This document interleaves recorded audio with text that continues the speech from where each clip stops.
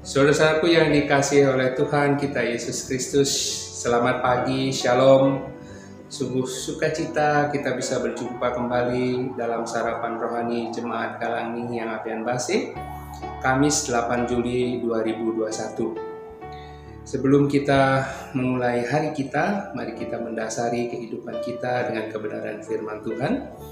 Dan mari kita mohon tuntunan dan lawatan Roh Kudus Tuhan agar dimampukan untuk memahami firman Tuhan dalam kehidupan kita. Mari kita berdoa. Bapa kami yang bertahta di dalam kerajaan surga yang mulia, dikuduskanlah namamu. Kami bersyukur dan berterima kasih karena penyertaan Tuhan tiada henti di dalam kehidupan kami, sehingga kami boleh ada sebagaimana kami ada saat ini. Bapa, kami menyadari penyertaan dan perlindungan Tuhan di dalam kehidupan kami, bahkan di tengah-tengah situasi yang semakin tidak menentu di tengah pandemi COVID-19, Engkau menyatakan kasih setia dan anugerah Tuhan, pemeliharaan Tuhan dalam kehidupan kami hari demi hari. Kami bersyukur dan berterima kasih Tuhan pada hari ini. Demikian sebelum kami mengawali hari kami rindu mendasari kehidupan kami dengan kebenaran firman-Mu. Kiranya Roh Kudus Tuhan menolong kami, memampukan kami untuk memahami firman-Mu, melakukan dalam kehidupan kami setiap hari, sehingga kehidupan kami sungguh-sungguh menyenangkan hati-Mu.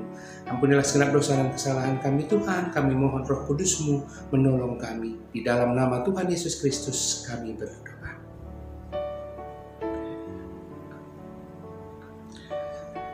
Saudara-saudaraku yang dikasihi oleh Tuhan kita Yesus Kristus,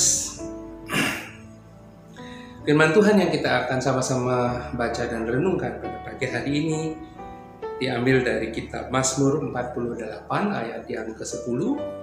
Demikian firman Tuhan, kami mengingat ya Allah kasih setiamu di dalam bait-Mu. Dan yang ayat yang kedua dari Kisah Para Rasul 3 ayat 1, pada suatu hari menjelang waktu sembahyang, yaitu pukul 3 petang, naiklah Petrus dan Yohanes ke bait Allah. Ada baiknya ayat Kisah Rasul 3 dan ayat 1 ini kita baca secara utuh. Jadi ayat 1 sampai dengan ayat yang 10. Tema renungan kita pada pagi hari ini adalah tenang dan aman dalam hadirat Tuhan. Saudara-saudaraku yang dikasihi oleh Tuhan kita Yesus Kristus, jikalau kita perhatikan ada satu kesamaan di dalam dua ayat yang kita baca pagi hari ini, ini sama-sama berbicara tentang bait Allah. Daud menyatakan kerinduannya untuk mengingat kasih setia Allah di dalam bait Allah, serta Rasul Petrus dan Yohanes mempersiapkan diri sebelum memberikan pelayanan dengan berdoa di bait Allah. Jikalau kita memperhatikan lebih jauh di dalam perjanjian lama, bait Allah digambarkan sebagai tempat yang kudus, di mana tempat peribadatan umat pilihannya, dan Allah sendiri memerintahkan pembangunan bait Allah tersebut sesuai dengan rancangan Allah, di mana Allah hadir dan menyapa umatnya.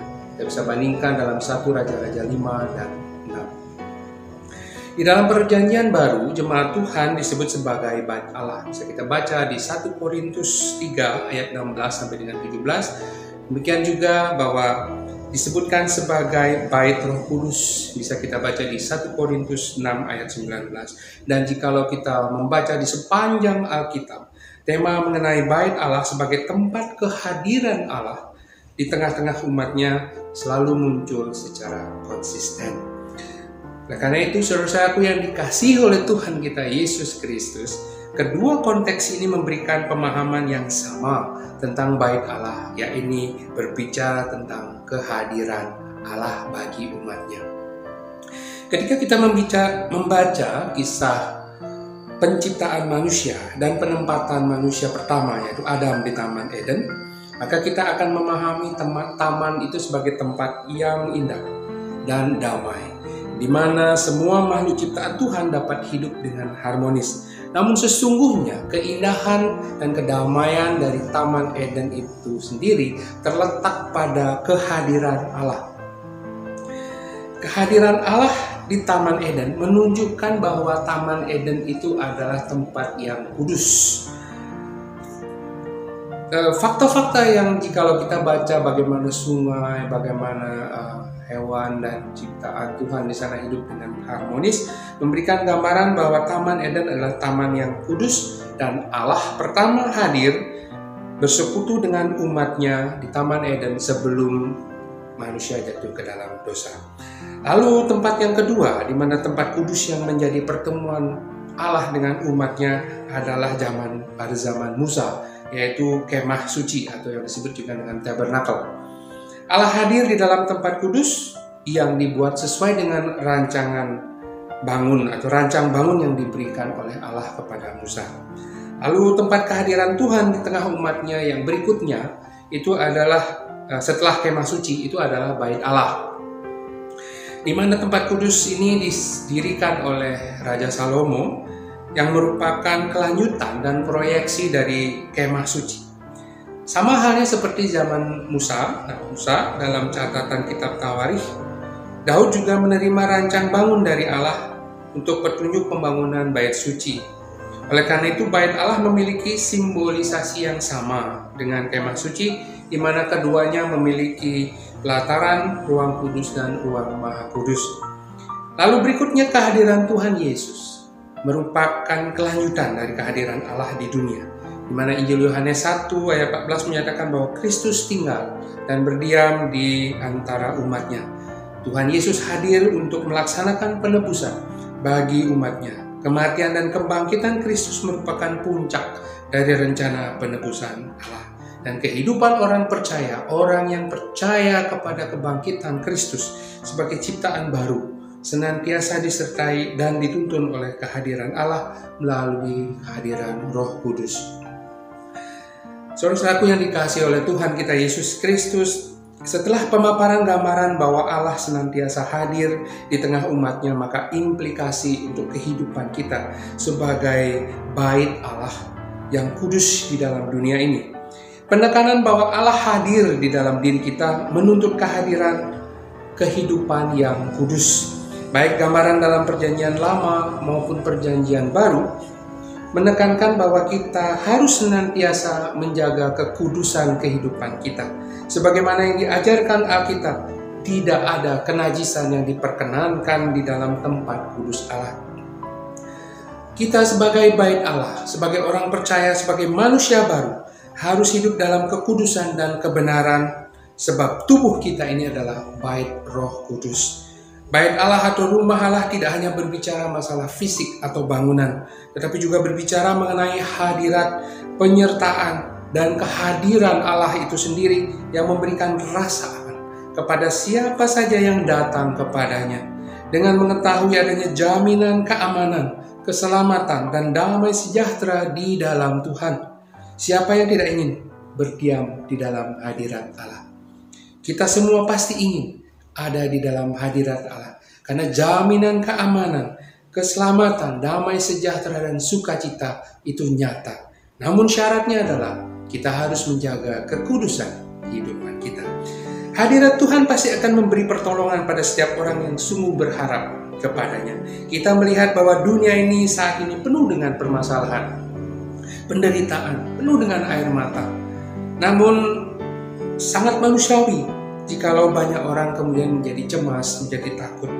Namun kita harus bersyukur kepada Tuhan karena kita mempunyai hak untuk masuk dalam hadirat Tuhan, dan kita tahu bersama di dalam hadirat Tuhan ada sukacita, aman, dan ketenangan, damai sejahtera. Ada pemulihan, ada jawaban, ada sebuah pergumulan yang kita alami. Oleh sebab itu persiapkanlah dan pakailah waktu yang masih ada dengan baik untuk datang dan diam dalam hadirat Tuhan. Kita harus menyadari selalu bahwa penyertaan Tuhan dalam hidup kita dan senantiasa nyata. Oleh karena itu, mari kita hidup dan menikmati hidup di dalam kebersamaan dengan Tuhan dalam hadiratnya.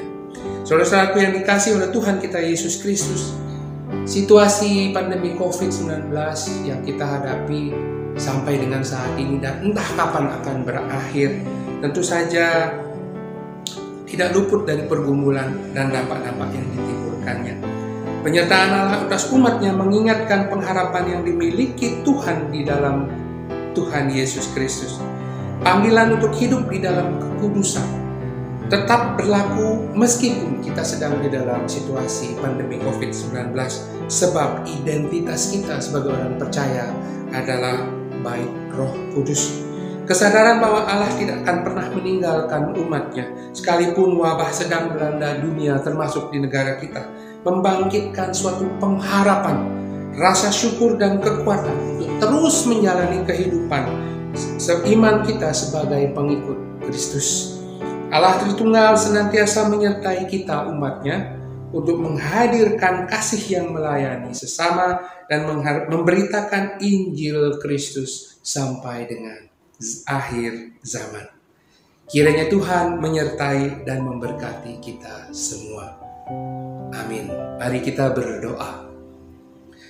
Kami bersyukur dan berterima kasih Tuhan, karena Engkau melayakkan kami untuk datang ke hadirat-Mu. Kami percaya di dalam diam tinggal tenang di dalam hadirat-Mu. Kami memiliki pengharapan, kami memiliki penghiburan, kami merasakan sukacita dan damai sejahtera-Mu Tuhan.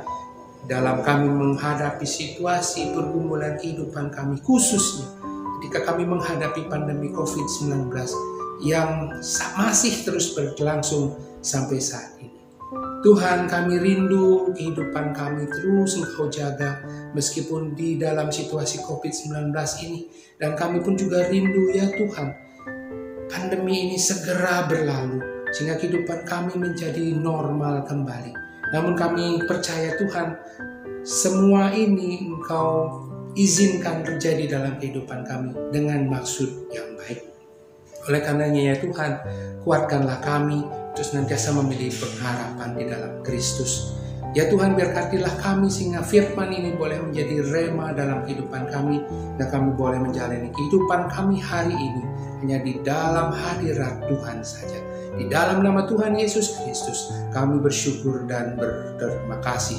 Haleluya. Amin. Selamat menjalani kehidupan dalam hadirat Tuhan, tetap menjaga kekudusan kita, dan tetap memiliki pengharapan hanya di dalam Tuhan Yesus Kristus. Shalom.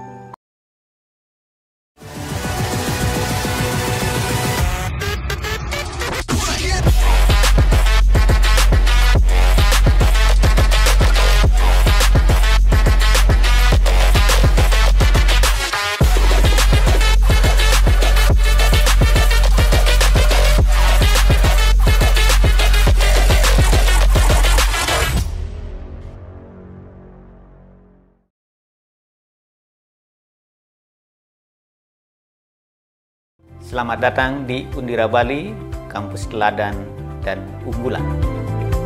Universitas Dianapura hadir dengan fasilitas terbaik dan terlengkap dengan misi teladan, unggulan, dan berkarakter.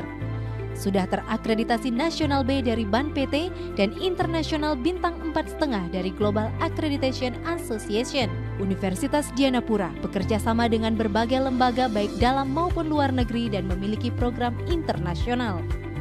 Berbagai kemudahan dan keringanan biaya bisa kamu dapatkan. Tersedia juga beasiswa bidik misi, keringanan biaya pendidikan hingga 75% untuk sarana prasarana bagi yang berprestasi akademik maupun non-akademik. Potongan uang sarana prasarana dan SPP hingga 100% bagi yang memiliki prestasi lomba akademik maupun non-akademik. Tunggu apa lagi? Ayo daftar sekarang juga. Biaya daftar ulang hanya Rp1.550.000. Informasi di www.undirabali.ac.id. Universitas Dianapura mencetak generasi unggul, kompeten, teladan, dan berkarakter.